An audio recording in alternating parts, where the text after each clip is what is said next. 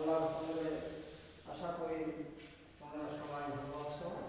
আমিও ইনশাআল্লাহ তোমাদের দোয়ায় আল্লাহ রহমতে ভালো আছি। প্রিয় শিক্ষার্থীগণ, আজকে তোমাদের সপ্তম শ্রেণীর প্রথম অধ্যায়ে আকাইদের মধ্যে একটি ওহী ইসলাম শিক্ষার বইয়ের প্রথম অধ্যায়ে আকাইদের মধ্যে অষ্টম পাঠ ওহী একটা বিষয় আছে। এই ওহী সম্বন্ধে তোমাদেরকে ইনশাআল্লাহ আমি ধারণা দেব। তবে প্রথমে মনে রাখবা, ওহী আরবি শব্দ, এর অর্থ হলো ইশারা, ইঙ্গিত, গোপন কথা ইত্যাদি। আল্লাহ তাআলা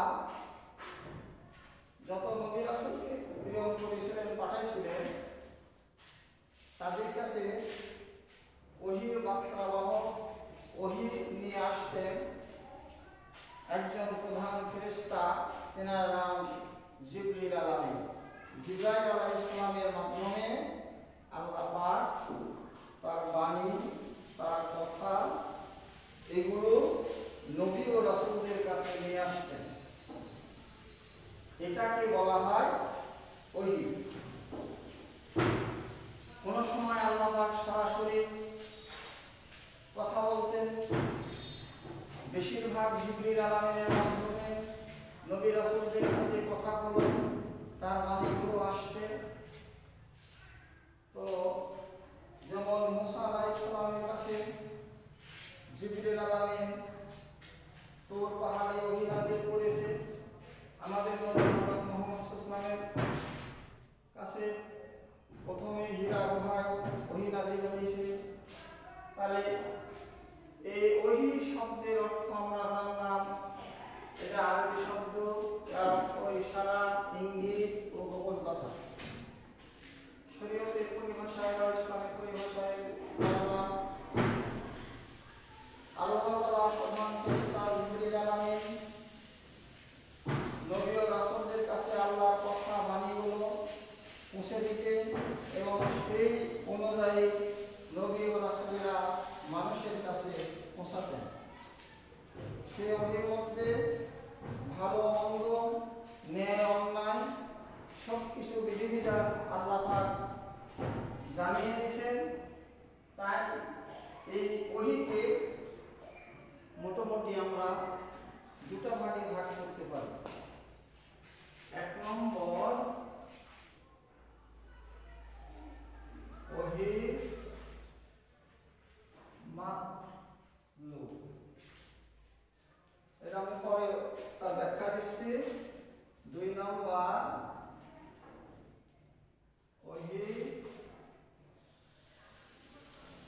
গায়রে মাতলু। ওহী মাতলু ওইটাকে বলা হয় সরাসরি কোরআন, যা আল্লাহর কথা। আল্লাহ নিজের মুখের বাণী, কুদরতের এবং তার অর্থ, এগুলো সবই আল্লাহ পাকের, আল্লাহর তরফ থেকে আসছে।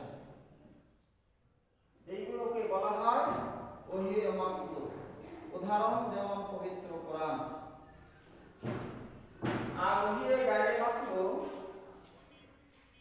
এটা হাদিস। কোরআনের ব্যাখ্যাটাই হলো হাদিস। আল্লাহ তাআলা মহানবী হযরত মুহাম্মদ সাল্লাল্লাহু আলাইহি ওয়াসাল্লামের মুখ দিয়ে যে সমস্ত কিছু কথা বাণী বের হয়েছে, মানুষের চলা, ইহকালীন পরকালীন সর্বকিছু দিক নির্দেশন দেওয়া, এগুলো আল্লাহ পাক সরাসরি ওহীর মাধ্যমে যে নাযিল করেছেন কোরআন, ওটাকে বলা হয়েছে ওহী মাতলু।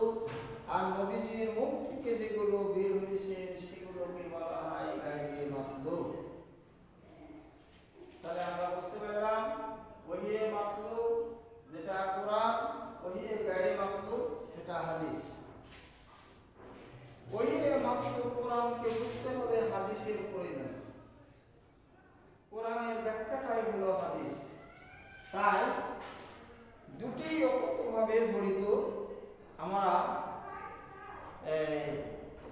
ওহী যুগে যুগে যত নবী রাসূল আসছে তাদের সকলের প্রতি ওহী নাযিল হয়েছে। সুতরাং আমাদেরকে ওহীর উপরে বিশ্বাস আনতে হবে। এটা আমার কথা, নবীর কথা।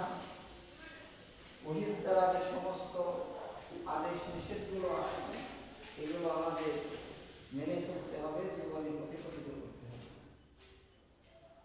তাই প্রিয় শিক্ষার্থীরা, তোমরা বুঝতে পারছো ওহী কাকে বলে এবং ওহী কত প্রকার কি কি, ওহীর প্রকারভেদ এগুলো বুঝতে পারছো।